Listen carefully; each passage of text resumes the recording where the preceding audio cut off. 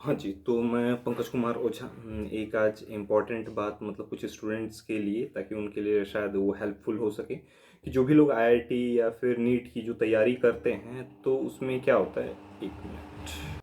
जो भी लोग आईआईटी नीट की जो तैयारी करते हैं तो उसमें जो कोचिंग इंस्टीट्यूट्स में जो तैयारी करवाई जाती है चाहे वो ऑनलाइन हो या ऑफलाइन हो, तो वो मेरे अनुसार वो सही नहीं है। और साइंटिफिकली मैं उस बात को समझाने का प्रयास कर सकता हूँ कि क्यों वो जो तैयारी करवाने का जो तरीका है 11th 12th में जो साइंस पढ़ाने का वो तरीका अनसाइंटिफिक है। तो यदि किसी को मेरी बातों पर भरोसा हो तो ठीक, ना हो तो भी ठीक, मुझे उससे कोई आवश्यकता नहीं है कि कोई मेरी बातों को बिलीव करे या ना करे। मेरा काम बनता है कुछ अगर मेरे पास अच्छा इन्फॉर्मेशन है या नॉलेज है तो मैं शेयर कर दूं ताकि अगर कोई देख ले और समझ पाए, उसकी अगर उतनी बुद्धि विकसित हो चुकी हो कि जो हो रहा है आवश्यक नहीं कि वो सारी चीज़ें सही हों। ठीक है, और हो सकता है किसी के सब्सक्राइबर्स ना हो या कोई फेमस नहीं है तो उसकी बातें गलत ना हो यानी सही हो सकती हैं। ठीक है, तो जो अपनी जैसी बुद्धि हो उसके अनुसार आप विचार कर सकते हैं। तो 11th में जो है कभी भी कोई अगर आईआईटी की तैयारी करने जा रहा है तो क्या करेगा, स्टार्टिंग में जो वहाँ कोचिंग्स में पढ़ाई होगी कि स्टार्टिंग में ही 11th के जो है 11th का फिजिक्स केमिस्ट्री और मैथ्स पढ़ाई करवाया जाएगा 1 साल तक। फिर उसके बाद 12th का फिजिक्स केमिस्ट्री मैथ। लेकिन एक इंपॉर्टेंट बात यहाँ पे कोई सोच सकता है कि जब वो 10th कोई पढ़ कर आ रहा है तो 10th का फिजिक्स और 12th का फिजिक्स सेम है, मतलब उसी का 10th के फिजिक्स का ही अपग्रेडेड वर्जन 12th का फिजिक्स है। वही इलेक्ट्रिसिटी, वही लाइट के चैप्टर्स, मैग्नेटिज्म और मतलब लाइट के जो भी रिफ्लेक्शन वो पूरा ह्यूमन आई कलरफुल वर्ल्ड वो हो गया। लाइट में electricity, magnetic effects, heating effect, वो सारा जो है वो 10th का जो फिजिक्स है वो, और वही चीज़ों का अपग्रेडेड वर्जन 12th के फिजिक्स में है। तो मेरे अनुसार जो साइंटिफिक तरीका होना चाहिए तैयारी का वो ये होना चाहिए कि 10th कंप्लीट करने के बाद जब कोई आईआईटी की तैयारी कर रहा है या नीट की तैयारी तो पहले उसको 12th की फिजिक्स पढ़नी चाहिए, और केवल पहले 12th की फिजिक्स मतलब। और पढ़ने का ये तरीका बिल्कुल नहीं होना चाहिए कि एक साथ 3 सब्जेक्ट्स या 2 सब्जेक्ट्स, ये आवश्यक नहीं है, ये मतलब पूरी तरह से अनसाइंटिफिक है। एक सब्जेक्ट पे फोकस कीजिए कि केवल 10th का मतलब सिंपली कहूँ तो मेरी तरफ से जो आइडियल तरीका है वो मैं डायरेक्ट बता रहा हूँ कि 10th का फिजिक्स आप मतलब पूरा अपना स्टडी कंप्लीट करके हैं, अब सीधा आपको पहले 12th की फिजिक्स पढ़नी चाहिए। 12th की फिजिक्स पढ़ने के लिए 11th की फिजिक्स की कोई आवश्यकता नहीं है, क्योंकि 9th का फिजिक्स और 11th का फिजिक्स सेम है। यानी 9th के फिजिक्स का अपग्रेडेड वर्जन है 11th का फिजिक्स, और 10th के फिजिक्स का अपग्रेडेड वर्जन है 12th का फिजिक्स। लेकिन एजुकेशन सिस्टम अंग्रेजों ने इस तरह से डिजाइन किया ताकि पूरी तरह से मतलब होता है ना कि कोई जितना समय पढ़े उतना उसकी बर्बादी हो। ठीक है, यानी कि आप 9th में पूरा जो फिजिक्स पढ़ रहे हैं, जो आपका मोशन हो गया, ग्रेविटेशन हो गया, हीट हो गया, मतलब वर्क पावर एनर्जी हो गया, साउंड हो गया, वो सब जो आपने 9th में पढ़ा 10th में उन सब का कहीं कोई मतलब उसका चर्चा है नहीं। मतलब पूरा 1 साल आप पढ़े और 1 साल आप पूरा भूलिए 10th, फिर उसके बाद 11th में आपको फिर वही फिजिक्स की चीज़ें फिर से पढ़नी है। यानी 9th आपने पढ़ा, 10th आप भूले, और फिर अब 11th फिर आपको जीरो से स्टार्ट करना है। 9th के बाद ही सीधा 11th का फिजिक्स जो है 10th की जगह पढ़ाया जा सकता है, या फिर कुछ वैसा व्यवस्था हो सकता है। लेकिन नहीं, 9th में आप जो फिजिक्स पढ़ रहे हैं 10th का उससे कोई लेना देना न के बराबर, मतलब बहुत ही कम, मतलब होता है ना 80-90% चीज़ें बिल्कुल अलग। ठीक है, और फिर वही चीज़ें 11th में आ रही, तो 1 साल आप भूल चुके हैं पूरा। फिर अब जब 10th में आप जो चीज़ें पढ़ रहे हैं वो उसका जो है फिजिक्स में वो 11th में कहीं चर्चा है नहीं, क्योंकि 11th के फिजिक्स में फिर वही gravitation, motion, laws of motion, work power energy, thermodynamics, heat, sound, यही सब चीज़ें रहेंगी। 10th का फिजिक्स कहीं है नहीं, तो फिर आप 10th का फिजिक्स भूल जाएंगे। 11th का फिजिक्स पढ़ते पढ़ते फिर आपको 12th में फिर वही 10th की चीज़ें पढ़नी है। ठीक है, उनका अपग्रेडेड वर्जन। तो अगर कोई खुद से कर सकता है या फिर कोचिंग इंस्टीट्यूट्स को अगर ये चीज़ें समझ में आ जाए, ठीक है, अगर उनकी बुद्धि उतनी परिपक्व हो कि वो मेरी बातों को समझ पाए, तो 10th की फिजिक्स जब आप 10th कंप्लीट करके आ रहे हैं आईआईटी या फिर नीट की तैयारी करने के लिए, तो आप पहले 12th का फिजिक्स कंप्लीट कीजिए। अब केवल 12th का फिजिक्स आप कंप्लीट करेंगे तो उसमें ये हो सकता है कि ये रहे वो सारे चैप्टर्स के नाम 12th के फिजिक्स के, क्योंकि ये सारे जो चैप्टर्स हैं वो जो हैं वो 10th के फिजिक्स से एकदम पूरी तरह से रिलेटेड है। इलेक्ट्रिसिटी हो गया, इलेक्ट्रिक चार्जेस, इलेक्ट्रिक करंट, उसके बाद मैग्नेटिक इफेक्ट्स वाला हो गया, फिर अल्टरनेटिंग करंट, इलेक्ट्रोमैग्नेटिक वेव्स, ये सारी चीज़ें, फिर उसके बाद ऑप्टिक्स पूरा आ गया, फिर एटम्स न्यूक्लियाई वो। तो एटम्स न्यूक्लियाई के बारे में ये तो बात है। तो मतलब पहले आप सीधा 10th जब तैयारी करने के लिए आ रहे हैं, खुद से तैयारी कर रहे हैं, तो पहले आप जो 11th 12th का कर रहे हैं पहले 12th का फिजिक्स पढ़िए। तो इसमें आप ये कर सकते हैं कि एक साथ जो है मान लीजिए कि आपने कोई चैप्टर काम पे लगाया, ठीक है, पढ़ने का, थोड़ा देर आपने पढ़ा, वो 1-1.5 घंटा 2 घंटा पढ़ा, उसके बाद अब मन हो गया कि चलो अब ये मन हो गया, अब ये चैप्टर नहीं पढ़ूंगा, तो अब आप क्या कीजिए, दूसरा सब्जेक्ट उठाने के स्थान पर आप इसी 12th के फिजिक्स का कोई दूसरा चैप्टर उठा लीजिए। जैसे ये ऊपर के 1 2 3 जो चैप्टर्स हैं वो एक दूसरे से रिलेटेड है, उसके बाद आप जो है मूविंग चार्जेस एंड मैग्नेटिज्म ये वाला चैप्टर स्टार्ट कर सकते हैं, क्योंकि ये उससे थोड़ा सा डिफरेंट रहेगा। हो सकता है कि पहले के जो चैप्टर्स आप कंप्लीट नहीं किए हैं तो बाद का कोई चैप्टर पढ़ने में आपको कहीं डाउट हो, तो डाउट कुछ परसेंट हो, क्योंकि मैंने खुद इसी तरह से पढ़ा है और मेजॉरिटी ऑफ चीज़ें समझ में आ जाती हैं। 2-3 जगह जहाँ डाउट होगा उसको आप मार्क करके रख लीजिए कि जब ऊपर वाले चैप्टर्स कंप्लीट हो जाएंगे तब वो डाउट आप फिर दोबारा रिवाइज तो करेंगे ही ना, तो उस समय क्लियर हो जाएगा। या फिर आप एक तरफ से इलेक्ट्रिसिटी स्टार्ट कीजिए, दूसरी तरफ से magnetism and matter. Magnetism and matter जो है वो खुद से आप पढ़ सकते हैं, बिना ऊपर के चैप्टर्स अच्छे से पढ़े हुए आप पढ़ लेंगे। ठीक है, एक तरफ से उधर से काम लगा दीजिए, फिर वो पढ़ के मान लीजिए 1-1.5 घंटा 2 घंटा आप पढ़े, उसके बाद अब मन हो गया कि भाई अब मन नहीं कर रहा, तो उसके बाद मैग्नेटिज्म मैटर स्टार्ट कीजिए। मन को लगेगा कि आप कोई नया चीज पढ़ रहे हैं। लोग क्या करते हैं, एक सब्जेक्ट से मन हो गया अब दूसरा सब्जेक्ट पढ़ो, फिर उससे मन हो गया तीसरा पढ़ो, नहीं, एक ही सब्जेक्ट के अलग अलग चैप्टर्स आप पढ़ लीजिए एक साथ। एक चैप्टर से मन हो गया, पढ़ते पढ़ते 1.5-2 घंटा कि अब मन नहीं कर रहा तो अब दूसरा चैप्टर पढ़ लीजिए। फिर मैग्नेटिज्म मैटर पढ़े पढ़े पढ़े अब मन हो गया तो आप इलेक्ट्रोमैग्नेटिक वेव्स पढ़ सकते हैं। इलेक्ट्रोमैग्नेटिक वेव्स आप खुद से भी कर सकते हैं बिना ऊपर के चैप्टर्स कंप्लीट किए, क्योंकि मैं खुद इसी तरह से पढ़ा था। फिर इलेक्ट्रोमैग्नेटिक वेव्स भी है, वो बहुत छोटा चैप्टर है, तो वो पढ़ते पढ़ते मन उब जाए तो फिर आप जो यहाँ पे ray optics and optical instruments ये स्टार्ट कर सकते हैं, क्योंकि 10th में आपने पढ़ा है रिफ्लेक्शन रिफ्रैक्शन, ठीक है, ह्यूमन आई कलरफुल वर्ल्ड, तो पूरा उसी के बेसिस पे रहेगा। ठीक है, तो ये आप कर सकते हैं। फिर उससे मन उब जाए तो यहाँ पर एटम्स न्यूक्लिया ये आप पढ़ सकते हैं, ये बहुत ही इंटरेस्टिंग चैप्टर है, क्योंकि ये जो है ये सब इंटरेस्टिंग है। तो इस तरह से आप एक साथ जो है 4-4 पोर्शंस में काम लगा सकते हैं, मतलब 4 अलग अलग सब्जेक्ट एक टाइम पे पढ़ने से जो है माइंड डिस्ट्रैक्ट होगा। एक चीज पे फोकस कीजिए कि एक केवल पूरा 12th का फिजिक्स। अब इसी बात को जब नासा या फिर कोई हार्वर्ड स्टैनफोर्ड यूनिवर्सिटी जब अलग रिसर्च के नाम पे जब पब्लिश करेगी ये बात समझाते हुए, तो लोगों को समझ में आ जाएगा। अभी मेरी बातें हो सकता है ना समझ में, तो अपने घर पे रहें।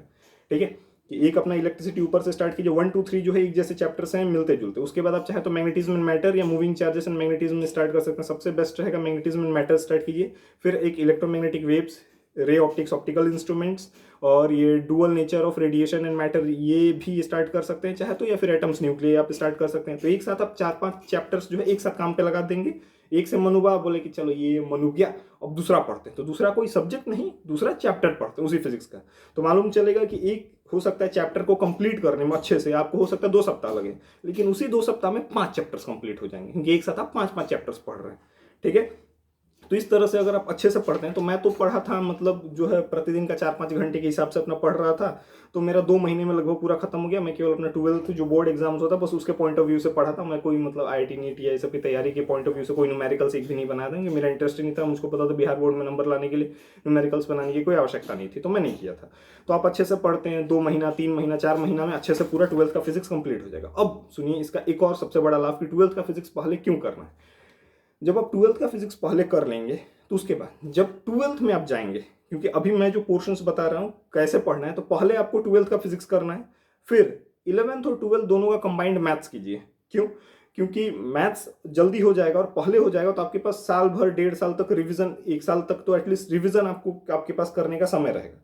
कि पहले 12th का फिजिक्स, फिर 11th और 12th का मैथ्स, पहले 11th और फिर उसके बाद 12th का लाइन से मैथ्स, मतलब तो तब तक फिजिक्स पूरा कंप्लीट हो जाएगा। तो उसके बाद फिजिक्स को रात में रख देना है रिवीजन के लिए, कि प्रतिदिन रिवीजन करते रहना है करते रहना करते रहना, और दिन में केवल maths maths maths maths maths. उसमें भी फिर वही 2-3 चैप्टर आप एक साथ लगा सकते हैं, जैसे मैट्रिसेस हो गया, डिटर्मिनेंट्स हो गया, ये एक तरफ से लगा लीजिए, एक तरफ से डिराइवेटिव्स आप लगा लीजिए। अगर 12th वाला पढ़ रहे हैं, पहले 11th वाला पढ़ रहे हैं तो उसके भी अलग अलग बाइनोमियल थ्योरम आप अलग से कर सकते हैं, कॉम्प्लेक्स नंबर कर सकते हैं, सीक्वेंस एंड सीरीज हो गया। इस तरह से अलग अलग जो चैप्टर्स हो गए, कोनिक सेक्शंस जो है वो अलग से आप कर सकते हैं। तो एक साथ 3-4 चैप्टर आप उस तरह से दिमाग लगा के जो है पहले आप खुद से पेज पलटिए, देखिए कौन सा, मतलब ट्राई कीजिए हर एक चैप्टर, ठीक है, अलग अलग कि कौन सा चैप्टर जो है बिना किसी की सहायता के जो है, मतलब बिना प्रीवियस चैप्टर के सहायता के आप कर सकते हैं। एक तरफ से आप सेट काम में लगा दीजिए कि मतलब पहले मैं ये बता दे रहा हूँ कि पहले क्या क्या पढ़ना, फिर उसके बाद एक एक बताऊंगा कि मैथ्स में कौन सा चैप्टर्स आप एक अलग एक ही साथ 3-4 कौन कौन से चैप्टर्स कर सकते हैं। तो पहले 12th का फिजिक्स, फिर 11th और 12th का मैथ्स, ठीक है।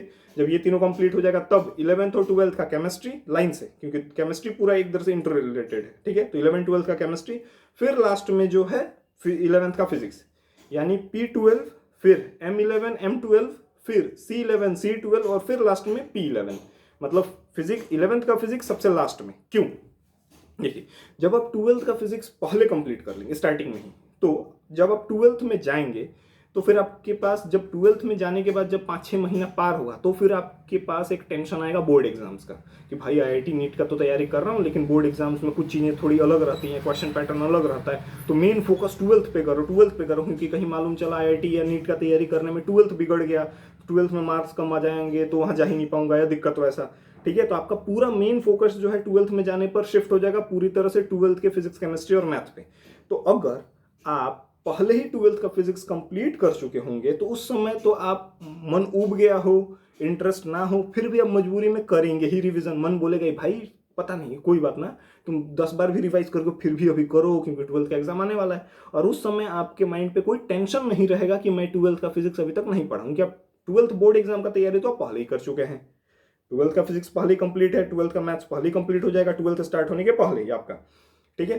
तो उस समय आप ट्वेल्थ का तैयारी जो है आपका पूरी तरह से माइंड जो है पूरी तरह से काम एंड कूल रहेगा, क्योंकि टेंशन नहीं है कि ट्वेल्थ का सिलेबस कंप्लीट करना है कि बोर्ड एग्जाम आने वाला है बोर्ड एग्जाम, क्योंकि आपका वो पहले से कंप्लीट रहेगा। अच्छा, अगर आप 11th का फिजिक्स पहले पढ़ लेते हैं तो क्या आप 12th में जब जाएंगे तो 11th वाली चीज़ें आप अच्छे से रिवाइज करने का मन करेगा? नहीं करेगा, क्योंकि जहाँ 12th में जाने के बाद आपके 3-4 महीने जहाँ पार होंगे, ठीक है, तो फिर उसके बाद आपको जो है बोर्ड एग्जाम का टेंशन पूरी तरह से सताने लगेगा, ठीक है।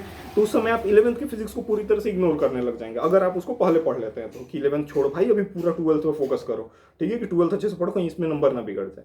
लेकिन अगर 12th का फिजिक्स आप पहले कर चुके हैं तो उस समय आप 12th का रिवीजन आराम से फिजिक्स का करते रहेंगे, मैथ्स का करते रहेंगे, आपको टेंशन नहीं रहेगा कि 12th का सिलेबस तो बहुत पहले कंप्लीट कर लिया हूँ।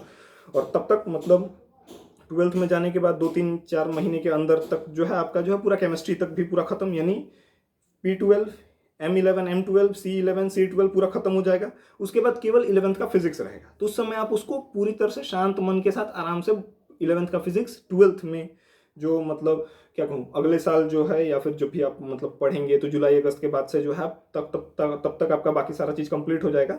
तो आप 11th का फिजिक्स आराम से पढ़ सकते हैं, क्योंकि टेंशन नहीं रहेगा ना, क्योंकि 12th का सिलेबस तो पहले ही कंप्लीट है, 12th का आपको बस रिवाइज करना है।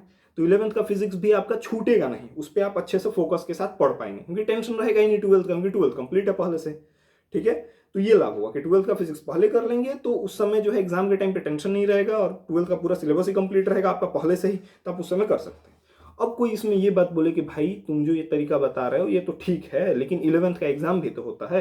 पहला बात, 11th का एग्जाम उतना मैटर करता है नहीं करता है वो तो आपको पता ही होगा कि उतना स्कूल में मतलब पैसा टाइम पे जमा कर रहे हैं तो उतना चल जाता है, ठीक है। लेकिन फिर भी चलिए मान लीजिए कि इतना तो है कि 11th के एग्जाम तक आपका 12th का फिजिक्स, 11th का मैथ्स, 12th का मैथ्स जो है कंप्लीट रहेगा, यानी कि 11th का मैथ्स कंप्लीट रहेगा और 11th का केमिस्ट्री तक भी लगभग हो जाएगा। मतलब 11th का जब एग्जाम आएगा तब तक 11th का मैथ्स और 11th का केमिस्ट्री तो हो ही जाएगा, ठीक है। बचता है बस 11th का फिजिक्स। तो आप एग्जाम से 1 महीना पहले थोड़ा बहुत रिवाइज कर लीजिए, थोड़ा बहुत बेसिक कॉन्सेप्ट्स का, ठीक है, कि आप 1-1.5 महीना पहले जो है एग्जाम के, अगर उतना मैटर करता हो आपके स्कूल में 11th का एग्जाम, तो आप जो है उसमें पास होना है ना बस आपको। 11th का मार्क्स से पूछा कहाँ जाएगा? आपका पूरा 11-12 का जो पढ़ाई है उसका औचित्य क्या है कि 12th का परसेंटेज, 12th में मार्क्स और IIT या नीट का जो एग्जाम क्रैक होना। तो एग्जाम क्रैक होने के लिए तो आपको एग्जाम से पहले सारा सिलेबस कंप्लीट चाहिए ना। 11th में 11th कंप्लीट हो इसकी तो कोई अनिवार्यता है नहीं। अगर तो 11th के एग्जाम में बस आपको पास होना है तो पास होने भर आप तैयारी कर लीजिए। जब एग्जाम का डेट आ जाए 11th वाला तो 1 महीना पहले से आप 1-1.5-2 घंटा अपना 11th का फिजिक्स पढ़िए, उतना कि बस पास हो जाए, क्योंकि 11th का मार्क्स कोई पूछेगा नहीं, आपके कहीं काम आने वाला है नहीं। मेनली 12th का मार्क्स और 11-12 का पूरा नॉलेज IIT या नीट के एग्जाम के टाइम पर। तो एग्जाम के पहले आपका पूरा सिलेबस कंप्लीट होना आवश्यक है।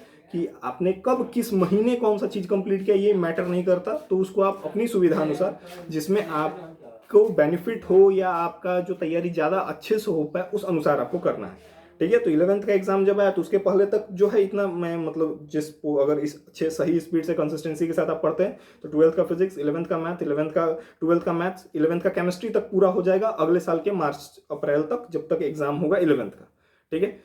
तो और 11th का फिजिक्स आप उस समय 1-1.5 महीना पहले कर लीजिए, ताकि पास होना है बस आपको 30-40 नंबर जो लाना है, ठीक है, ताकि आप पास हो जाएंगे, कोई पूछने जाने नहीं वाला, ठीक है। तो इस तरह से कि पहले 12th का फिजिक्स, फिर 11th का मैथ्स, फिर 12th का मैथ्स। तो अब 11th के मैथ्स में कौन कौन सी चीजें हैं जो आप एक साथ काम पर लगा सकते हैं। एक तरफ से जो ये सेट्स जो चैप्टर है ये एक तरफ से आप काम पे लगा सकते हैं। पता है कि अगर आप कोचिंग में तैयारी कर रहे हैं तो कोई कोचिंग वाले इस तरह से तैयारी नहीं करवाएंगे, या हो सके तो कभी फ्यूचर में अगर कोई बड़ी यूनिवर्सिटी ये बात बोलेगी या फिर कोई बाहर से रिसर्च आया तब वो हो सकता है वो लोग अपना पैटर्न चेंज करें, ठीक है। तो तब तक अब बाकी मेरा काम बनता है बता देना, ठीक है, ताकि कोई अगर सेल्फ स्टडी भी करना चाहे तो करके अपना तैयारी कर सकता है अच्छे से, ठीक है। तो एक तरफ से आप सेट्स काम पे लगा सकते हैं क्योंकि ये अलग है, फिर आप चाहें तो ट्रिग्नोमेट्रिक फंक्शंस अलग से काम पे लगा सकते हैं। और जब आप 11th का रिलेशन एंड फंक्शन पढ़ेंगे तो उसी समय आप जो है 12th का भी रिलेशन और फंक्शन पढ़ जाइए, क्योंकि 12th का भी फर्स्ट चैप्टर जो है रिलेशन एंड फंक्शन ही है, ठीक है। जो 11th में यहाँ पे सेकंड चैप्टर रिलेशन फंक्शन है, 12th का फर्स्ट चैप्टर भी रिलेशन फंक्शन ही है। तो 11th का रिलेशन फंक्शन पढ़ते समय ही आप 12th का रिलेशन फंक्शन उसी समय पढ़ जाइए, वो सेट्स के बाद अपना काम पे लगा सकते हैं। फिर उसके बाद कॉम्प्लेक्स नंबर आप एक साथ एक तरफ से सेट्स काम पे, दूसरे सेकंड मतलब M2 में ट्रिग्नोमेट्रिक फंक्शंस, तीसरी तरफ से कॉम्प्लेक्स नंबर्स लगा सकते हैं, चाहे तो फिर परमुटेशन कॉम्बिनेशंस भी लगा सकते हैं, बाइनोमियल थ्योरम भी लगा सकते हैं, सीक्वेंस एंड सीरीज भी लगा सकते हैं। कोनिक सेक्शन एक तरफ से स्टार्ट कर दिया, स्ट्रेट लाइंस के बाद ही कोनिक सेक्शन शायद हो पाएगा, ठीक है। उसके बाद हाँ, क्योंकि स्ट्रेट लाइंस, उसके बाद लिमिट्स एंड डेरिवेटिव्स ये अलग से हो जाएगा, फिर स्टैटिस्टिक्स, प्रोबेबिलिटी ये आप अलग से कर सकते हैं। तो एक साथ तो चाहे तो आप 5-6 चैप्टर्स जो है एक साथ काम पे लगा सकते हैं, ठीक है, क्योंकि बहुत ही कम इंटर रिलेटेड चैप्टर्स हैं, मतलब इंटर रिलेटेड चैप्टर्स बहुत ही कम है, ठीक है। तो आप एक साथ 5-6 चैप्टर्स काम पे लगा सकते हैं, ठीक है। तो इस तरह से 11th का मैथ्स जब खत्म हो जाए तो फिर 12th का मैथ्स। 12th के मैथ्स में अब क्या है, जब यहाँ पे आप ट्रिग्नोमेट्रिक फंक्शंस जब आप पढ़ेंगे, यहाँ पर 11th में जो ट्रिग्नोमेट्रिक फंक्शंस पढ़ेंगे तो उसी के साथ जो है आप 12th का इनवर्स ट्रिग्नोमेट्रिक फंक्शंस भी कर सकते हैं, यानी एक साथ 11th 12th कंबाइन चला सकते हैं। जब 11th का रिलेशन फंक्शन पढ़ेंगे तो 12th का रिलेशन फंक्शन पढ़ सकते हैं, 11th का ट्रिग्नोमेट्रिक फंक्शंस पढ़ेंगे तो 12th का इनवर्स ट्रिग्नोमेट्रिक फंक्शंस पढ़ सकते हैं। मैट्रिसेस, डिटर्मिनेंट्स आप आराम से बिना किसी चैप्टर के आप सीधा चाहे तो ये दोनों चैप्टर्स बना सकते हैं। ये तो 5-6 क्लास में ये चैप्टर होना चाहिए, इतना ईजी चैप्टर है मैट्रिसेस और डिटर्मिनेंट्स, ठीक है। ये मतलब 6-7 क्लास में अगर रख दिया जाए तो भी बच्चे बना लेंगे, बहुत आसान है, ठीक है। उसके बाद यहाँ से अब continuity and differentiability, applications of derivatives, ये पूरा एक साथ चलेगा, मतलब डिफरेंशियल इक्वेशन तक, ठीक है। ये पूरा का पूरा एक साथ चलेगा क्योंकि पूरी तरह से इंटर रिलेटेड चैप्टर है। 5 से जो स्टार्ट हो जाता है कंटिन्यूटी एंड डिफरेंशिएबिलिटी, वहां से लेकर पूरा यहाँ तक। फिर वेक्टर अलजेब्रा आप अलग से काम लगा सकते हैं। तो एक साथ कहूँ तो 1 2 3 4 5 चीजें अब एक साथ मैथ्स के 5 चैप्टर्स आप कर सकते हैं कि 1-1.5 घंटा 2 घंटा भाई रिलेशन फंक्शन बनाया, मन उग गया, आप इनवर्स ट्रिग्नोमेट्रिक फंक्शंस बना सकते हैं। और ये सब तो मतलब 2-2 3-3 दिन का चैप्टर है, अगर अच्छे से बनाया और अच्छे से अगर आप प्रैक्टिस करें तो 1 सप्ताह का चैप्टर है। मतलब मैं तो अपने 12th एग्जाम के बस पॉइंट ऑफ व्यू से पढ़ा था तो मेरा 2-3 दिन में पूरा कंप्लीट हो गया था, ठीक है। तो क्योंकि 1 महीना में पूरा 12th का मैथ्स खत्म कर डाला था, ठीक है। और वो भी कोई ज़्यादा सीरियसली 10-12 घंटा नहीं पढ़ रहा था, ना कहीं कोचिंग ट्यूशन जाए, ना कहीं यूट्यूब पे कोर्स किए, ना कोई यूट्यूब पे वीडियो देखे, केवल खुद से एनसीईआरटी का बुक और एक हेल्प बुक था, ठीक है। बस उनकी सहायता से बिना कहीं कोई वीडियो देखे, केवल खुद से किताब पढ़ पढ़ के 1 महीना में पूरा 12th का मैथ्स इसी तरह से बना गया था कि एक साथ इधर रिलेशन फंक्शन छोड़ा था कि सबसे लास्ट में पढ़ूंगा, कचड़ा लगता है मुझको। इनवर्स ट्रिग्नोमेट्रिक फंक्शंस लगाया था, मैट्रिसेस लगाया था एक तरफ से, फिर उसके बाद इधर कंटिन्यूटी डिफरेंशिएबिलिटी लगाया था, वेक्टर अलजेब्रा लगाया था, फिर यहाँ पर जो है प्रोबेबिलिटी लगाया था। तो एक साथ 4-5 चीजें कर रहा था तो बहुत जल्दी जल्दी कंप्लीट हो गया। तो 1 महीने में पूरा 12th का मैथ्स जो खत्म हो गया था, 5-6 घंटा पढ़ रहा था, शाम को क्रिकेट भी खेल रहा था मस्त, ठीक है। तो इस तरह से तो खुद से केवल एक सब्जेक्ट जब पे आप जब फोकस करते हैं, ठीक है, तो आपकी स्पीड बहुत अधिक बढ़ जाएगी। लोगों को लगेगा कि भाई मैं 11th का 2 चैप्टर ये पढ़ रहा हूँ, फिजिक्स में ये पढ़ रहा हूँ, मतलब टॉर्क पढ़ रहा हूँ, ये पढ़ रहा हूँ, वो पढ़ रहा हूँ। जब तक वो पढ़ेंगे और आएंगे कि भाई 12th का एग्जाम आने वाले, 12th का एग्जाम, भाई मैं पहले ही कर चुका था, ठीक है। तो एक साथ आप 4-5 चैप्टर काम पे लगा सकते हैं। तो इस तरह सारा बता दिया कौन सा एक मतलब इंटर रिलेटेड नहीं है, अलग अलग है, और कौन सा इंटर रिलेटेड है तो उनको आप कर सकते हैं। फिर अब उसके बाद जब आप आते हैं 11th के केमिस्ट्री और 12th के केमिस्ट्री पे, मतलब पहले आपका 12th का फिजिक्स P12 खत्म, फिर 11th का मैथ्स, केवल मैथ्स, और रात में जो है फिजिक्स का रिवीजन वो खत्म। फिर उसके बाद आप कई सारे तो मैथ्स के चैप्टर जैसे कि बताया कि 11th और 12th का एक साथ ही करने कि 11th का जैसे ट्रिग्नोमेट्रिक फंक्शंस किए, उसी के बाद 12th का इनवर्स ट्रिग्नोमेट्रिक फंक्शंस उसी के साथ कर लिए, एक ही साथ दोनों बुक रख के आप कर सकते हैं, ठीक है। तो इस तरह से, और शाम का रात का जो समय है रिवीजन के रखिएगा, सुबह से लेकर दोपहर तक का जो पूरा समय है वो नई चीजों के स्टडी के लिए। और जब भी एक चीज से मन हो कि भाई बस अब क्वेश्चन नहीं बन रहा है इस चैप्टर का, छोड़िए, नया चैप्टर पढ़िए, दूसरा चैप्टर पढ़िए, क्योंकि उसमें क्यूरियोसिटी रहेगा कि नया चैप्टर है, ठीक है। तो लगेगा कि किसी को भी कि मतलब ये 1 सप्ताह से मतलब एक ही चैप्टर पे लगा है, तो एक ही चैप्टर पे जैसे मान लीजिए हो सकता है कोई दोस्त आपको हर दिन फोन करे, भाई कौन सा चैप्टर बना रहे हो, अभी ट्रिग्नोमेट्रिक फंक्शन, भाई तुम 2 सप्ताह से ट्रिग्नोमेट्रिक फंक्शन नहीं बना रहे हो, और दूसरे सप्ताह के 1 दिन बाद भाई 6 चैप्टर खत्म एक ही बार में है। कैसे भाई, कि जब तुम फोन करते थे उस समय मैं ट्रिग्नोमेट्रिक फंक्शंस बना रहा था, उसके साथ उसके 1-1.5 घंटे बाद कॉम्प्लेक्स नंबर्स भी बना रहा था, फिर बाइनोमियल थ्योरम भी बना रहा था, वो भी बना था। उस समय तुमने फोन ही नहीं किया, ठीक है। तो अब तुमने फोन किया एक ही बार कि कितने चैप्टर्स हो गए, एक ही बार बता दे रहा हूँ, ठीक है। तो और शाम के समय जो है आप रिवीजन कर रखिए, शाम को रात को जब तक आप पढ़ें, मतलब थोड़ा बहुत खेलने का कूदने का समय रखिए, ठीक है। इनकी मूर्खों की तरह 1 से 4 सब्जेक्ट तो आप पढ़ नहीं रहे हैं, ठीक है, आप स्मार्ट हैं। तो एक समय पे एक सब्जेक्ट पढ़ रहे हैं तो आपका पूरा फोकस उस पूरे चैप्टर या कहूँ तो उस सब्जेक्ट पे है, उस सब्जेक्ट पे आप ये चैप्टर पढ़े, वो चैप्टर पढ़े, एक ही साथ 4-5 चैप्टर पढ़ रहे हैं और सब एक ही बार में खत्म, ठीक है। उनके सारे मान लीजिए कि आप एक चैप्टर पढ़े हो उस तरह से हो जाएगा। तो आपके पास खेलने का भी समय रहेगा, थोड़ा बहुत खेलिए कूदिए, यही समय है, बाद में बुढ़ा जाने के बाद थोड़ी खेलेंगे, बचपन है खेल लीजिए, बचपन में नहीं खेल पाएंगे। हर कोई अक्षय कुमार जी जैसा थोड़ी फिट रहेगा, क्योंकि उतना खान पान का नियम का पालन करना होगा ना। अब पहले जो है 11th का फिजिक्स, 11th का केमिस्ट्री, ठीक है। तो इसमें बेसिक कॉन्सेप्ट्स ऑफ केमिस्ट्री अब अलग से कर सकते हैं। स्ट्रक्चर ऑफ एटम और classification of elements and periodicity in properties, ये दोनों एक दूसरे के साथ कंबाइंडिंग चलेगा। केमिकल बॉन्ड, मॉलिक्यूलर स्ट्रक्चर भी उसी के साथ है, मतलब ये तीनों एक जैसा रहेगा, ठीक है, जो 2, 3, 4 और पहला some basic concepts of chemistry ये अलग रहेगा। मतलब ये दो तरह से C1 C2 आप कर सकते हैं। फिर C3 में थर्मोडाइनेमिक्स। अब एक स्मार्ट वर्क, महा स्मार्ट वर्क, कि ये जो आप 11th का केमिस्ट्री का जो थर्मोडाइनेमिक्स पढ़ेंगे और इक्विलिब्रियम पढ़ेंगे, मेनली थर्मोडाइनेमिक्स, उसी के साथ आप चाहें तो 11th की फिजिक्स का भी थर्मोडाइनेमिक्स पढ़ सकते हैं। यहाँ पर भी thermal properties of matter, thermodynamics, kinetic theory, ये जो 10, 11, 12 जो 11th की फिजिक्स का है। क्योंकि 12th की केमिस्ट्री, 11th की केमिस्ट्री का थर्मोडाइनेमिक्स, इक्विलिब्रियम का तो मुझे अच्छे से याद नहीं हो कि इक्विलिब्रियम उतने अच्छे से पढ़ा नहीं था। थर्मोडाइनेमिक्स नाम बस सुना था ये भी नहीं पढ़ा था, क्योंकि भाई 11th में एग्जाम कौन सा होता है, मैं कंफ्यूजन में था कि क्या करूं, कैसे पढूं। मतलब क्योंकि कभी यूट्यूब पे वीडियो, कभी कोचिंग चेंज हो रहे थे, क्योंकि मेरे डाउट्स ही कोई क्लियर नहीं कर रहा था। फिर अंत में समझ में 11th के भाई सब बंद करो, खुद से पढ़ो, किसी की जरूरत ही नहीं है, इन लोगों में सामर्थ्य नहीं है कि वो मुझे पढ़ा दे। ठीक है, तो 11th का जो केमिस्ट्री का जो थर्मोडाइनेमिक्स है, उसी के साथ आप 11th के फिजिक्स का भी thermodynamics, thermal properties of matter, kinetic theory, एक ही साथ ये भी कर चाहिए। ठीक है, एक दूसरे से इंटर रिलेटेड चैप्टर है। ठीक है, तो 11th का जब आप थर्मोडाइनेमिक्स पढ़ रहे हैं केमिस्ट्री वाला, तो उसी समय 11th के फिजिक्स का भी थर्मोडाइनेमिक्स, थर्मल प्रॉपर्टीज ये कर सकते हैं। तो एक दूसरे से इंटर रिलेटेड चैप्टर्स हैं, तो 11th के फिजिक्स के भी 3 चैप्टर्स कंप्लीट हो जाएंगे।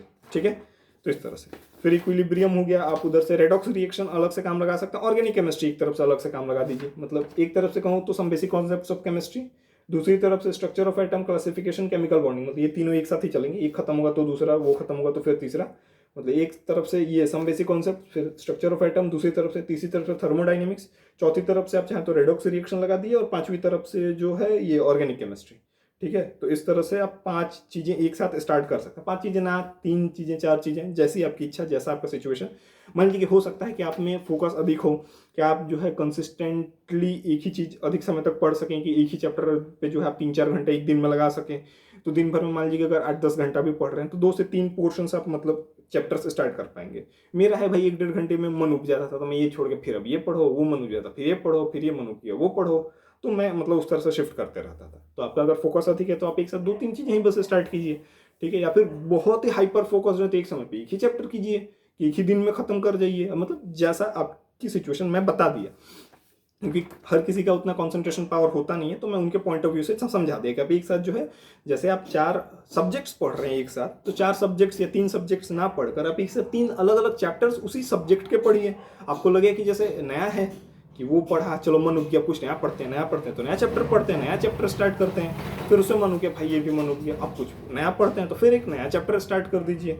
ठीक है, तो वो पूरा चीज़ क्लियर कर दिए। जिसको भी मेरी बातें थोड़ी फास्ट लग रही हूँ भाई, वीडियो को रिवाइंड कीजिए, या फिर किसी को स्लो लग रही हो तो स्पीड बढ़ा ले, या फिर आपको फिर कंफ्यूजन हो, फिर रिवाइज करना हो, फिर स्टार्टिंग पे आ जाइए वीडियो के, और उस तरह से आप रिवाइज कर करके कि कब कौन सा क्या कैसे पढ़ना सब बता दिया हूँ। अपने हिसाब से स्पीड कम करके या फिर रुक रुक के अपना नोट्स बना लीजिएगा। ठीक है, बातों का कब कौन सा क्या करना है, कि जैसे 11th के केमिस्ट्री का थर्मोडाइनेमिक्स पढ़ते समय ही 11th के फिजिक्स का भी थर्मोडाइनेमिक्स, काइनेटिक थ्योरी और थर्मल प्रॉपर्टीज ऑफ मैटर जो चैप्टर्स हैं वो तीनों कंप्लीट कर लेने हैं। ठीक है, तो इस तरह से 11th का केमिस्ट्री पूरा हो जाएगा। अब 11th के केमिस्ट्री का जैसे आप जो है, हाँ आप देखिए, अब एक तरफ से अगर आप 3 चीज़ों पे काम लगाए, मान लीजिए कि some basic concepts of chemistry, structure of atom और थर्मोडाइनेमिक्स, या फिर चौथा मान लो ऑर्गेनिक केमिस्ट्री। तो जो जैसे ही 11th का ऑर्गेनिक केमिस्ट्री, क्योंकि वो टाइमिंग तो आपको अपने हिसाब से रखनी है ना, तो एक तरफ से आप ऑर्गेनिक केमिस्ट्री जो काम लगाए हैं, तो वो खत्म होते ही, मतलब 11th का केमिस्ट्री ऑर्गेनिक केमिस्ट्री जो है खत्म होते ही, फिर उसी के साथ आप 12th का ऑर्गेनिक केमिस्ट्री स्टार्ट कर दीजिए। हेलो एल्केन्स, हेलो एरीन्स, यहाँ से एल्कोहल, फिनॉल, ईथर, ये पूरा जो है यहाँ से चलेगा। ठीक है, अब यहाँ पे अमीन्स और बायोमोलिक्यूल्स आप चाहे तो अलग से पढ़ सकते हैं। दोनों चैप्टर्स आप अलग से सिंगल मतलब जो है ना, कि उधर ऑर्गेनिक केमिस्ट्री के बाद ये तीनों ही उसके जैसे सिमिलर रहेंगे। हेलो एल्केन्स वाला, एल्कोहल्स वाला, एल्डिहाइड्स वाला। ठीक है, अब अच्छा अमीन्स वाला भी, सॉरी, हाँ बायोमोलिक्यूल्स, और पहले पॉलीमर नाम का भी एक चैप्टर था, पॉलीमर्स, बायोमोलिक्यूल्स, और उसके बाद जो है एक और था ये सम बेसिक, नहीं केमिस्ट्री इन एवरीडे लाइफ, वो मेरे टाइम पे था, अब सिलेबस से हट गया। तो आप बायोमोलिक्यूल्स अलग से कर सकते हैं। तो एक तरफ से आप जो 11th का ऑर्गेनिक केमिस्ट्री के जो 2 चैप्टर्स हैं वो खत्म होने के बाद आप 12th के ऑर्गेनिक केमिस्ट्री के 4 चैप्टर्स और अलग से बायोमोलिक्यूल्स आप कर सकते हैं, एक अलग पोर्शन फिर से C2। अच्छा, फिर इधर सॉल्यूशंस, इलेक्ट्रोकेमिस्ट्री, केमिकल काइनेटिक्स जो है ये शायद थर्मल प्रॉपर्टीज वाला यानी थर्मोडाइनेमिक्स से शायद मिल सकता है, ये मुझे एग्जैक्ट अभी क्लियर नहीं है, याद नहीं है, तो आप अपने हिसाब से देख सकते हैं। हाँ, तो एक तरफ से मतलब 1, 2, 3 रन दीजिए 12th वाला जब केमिस्ट्री स्टार्ट करेंगे, सॉल्यूशंस, इलेक्ट्रोकेमिस्ट्री, केमिकल काइनेटिक्स। फिर दूसरी तरफ से C2 में आप D block, F block, coordination compounds कर लीजिए। थर्ड तरफ से ये जो क्या कहूँ ऑर्गेनिक केमिस्ट्री, चौथे तरफ से बायोमोलिक्यूल्स। तो इस तरह से मतलब 4 पोर्शंस में, अब जैसा हो, आवश्यक नहीं कि 4 हो 3 हो, जैसा कि बता दिया, ठीक है। तो उसी हिसाब से आप कर सकते हैं। अब आते हैं 11th के फिजिक्स पे, कि अब सबसे अंत में पहले P12, फिर M11 M12, फिर C11 C12 और फिर P11। P11 का पहले ही 3 चैप्टर हो चुका है, यानी फिजिक्स 11 का 3 चैप्टर तो पहले, आप केमिस्ट्री 11 का जो थर्मोडाइनमिक्स है वो करते हुए आप कर चुकेंगे। तो अब यहाँ पे units and measurement, motion in straight line, motion in plane, laws of motion, यहाँ तक जो है आप एक तरफ से चलिए, मतलब ये एक ही दूसरे से इंटर रिलेटेड है। 1 2 3 4, मतलब units and measurement, motion in straight line, उसके बाद मोशन इन अ प्लेन, उसके बाद लॉज ऑफ मोशन, एक तरफ से चलिए। अलग से फिर सेकंड पोर्शन में आप वर्क, एनर्जी एंड पावर लगा दीजिए काम, ठीक है। फिर systems of particles and rotational motion, ये फिर मोशन वाले ही में इंटर रिलेटेड हो जाएगा। फिर ग्रेविटेशन जो है वो, ये दोनों मतलब हिस्सा कंप्लीट होने के बाद ही ग्रेविटेशन काम पे लगाइएगा। Gravitation, laws of motion complete होने के मतलब ये इसी का पार्ट हो जाएगा, यानी 1 2 3 4 6 और 7 एक ही पोर्शन में चलने दीजिए। 1 2 3 4 6 7। अच्छा, वर्क, पावर, एनर्जी अलग से लगा लीजिए काम। फिर मैकेनिकल प्रॉपर्टीज ऑफ सॉलिड्स और मैकेनिकल प्रॉपर्टीज ऑफ फ्लूइड्स, ये मतलब एक तरफ से चलिए दीजिए, मतलब एक पोर्शन में 1 2 3 4 6 7, और दूसरे में चैप्टर 5, फिर तीसरे में मैकेनिकल प्रॉपर्टीज ऑफ सॉलिड्स, और उसके बाद mechanical properties of fluids, thermal properties, ये पूरा पहले ही खत्म हो चुका है। और फिर अंत में जो है ऑसिलेशन और वेव्स वाला चैप्टर जो है चौथा पोर्शन, मतलब पहला पोर्शन ये, दूसरा ये, और उसके बाद जो है तीसरे में इधर मैकेनिकल प्रॉपर्टीज, चौथे में ये, क्योंकि पांचवा पोर्शन पहले ही कंप्लीट है थर्मल वाला, केमिस्ट्री 11th के टाइम पे। तो इस तरह से अगर आप कंप्लीट करते हैं तो, क्योंकि सिंपल सा बात है ना कि 11th में आपका कितना मार्क्स है कोई नहीं पूछने जाने वाला, आपको मेनली 12th का जो बोर्ड एग्जाम का मार्क्स है वो इंपॉर्टेंट है, और जब IIT मतलब मेंस और एडवांस का जब एग्जाम हो या नीट का जब एग्जाम हो, उसके पहले तक आपका 11th और 12th दोनों कंप्लीट चाहिए। कोई पूछने नहीं आने वाला कि किस महीने आपने कौन सा कंप्लीट किया। एग्जाम में जो क्वेश्चन आएंगे वो बता के तो आएंगे नहीं कि ये 11th के चैप्टर का है। भाई कई बार जो है मिक्सड आएंगे, कई बार क्या, मैं तो क्वेश्चन देखा ही नहीं आज तक, हो सकता है 2 3 चैप्टर्स मिक्स आते हो, वो तो आता ही होगा, है ना। 2 3 चैप्टर्स मिक्स हो सकता है, 11th और 12th दोनों के चैप्टर्स के मिक्स आता हो, ठीक है। तो उसमें तो कोई पूछने ही नहीं जाने वाला कि आपका कब कौन सा कंप्लीट हुआ। तो आप अपनी तरफ से स्मार्ट वर्क कीजिए, कि अगर कोई खुद से सेल्फ स्टडी कर रहा है या फिर कोचिंग को इतनी बुद्धि हो जो मेरी बातों को समझ सके तो कर सकते हैं, ठीक है। कि 11th का जब एग्जाम रहे तो उसमें बस पास होना अनिवार्य होगा, ठीक है। तो उसके एग्जाम के 1 1.5 महीने पहले आप 11th का फिजिक्स पढ़ लीजिए, क्योंकि अगर आप सही स्पीड से पढ़ते हैं और कंसिस्टेंसी के साथ पढ़ते हैं, ठीक है, और जो भी रिवीजन वाला काम रहेगा वो आप रात को रख लीजिए, और जिस दिन संडे रहे उस दिन अच्छे से और ज़्यादा अच्छे से रिवीजन की, एक दिन सप्ताह में रख लीजिए केवल रिवीजन के लिए, ठीक है। और नए चैप्टर्स बाकी सुबह से लेकर दोपहर तक जो है नए चैप्टर्स पढ़ते रहना है।